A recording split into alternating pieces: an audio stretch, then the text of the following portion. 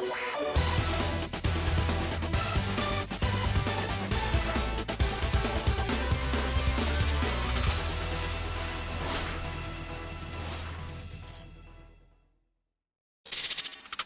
everyone, how are you doing? This is MD Tech here with another quick tutorial. In today's tutorial, I'm going to show you guys how to resolve a Windows Firewall issue you might be receiving that could be very annoying. And that error would be the 0x8007042cc error you are experiencing on your Windows computer.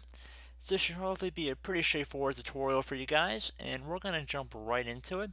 And we're going to start this video off by opening up the Start menu. And you want to type in services. One of the best managers should come back as services. You want to left click on that. Now if you want to expand the window view a little bit, you just drag in the corner to make it a little bit wider. And you want to go down to get to Windows Firewall. Right here.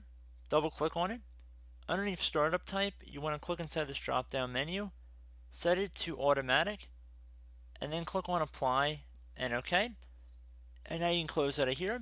And I also recommend you close out of any open programs or applications you still have on your computer, restart your computer or device, and hopefully your issue has been resolved. So as always, thank you guys for watching this brief tutorial.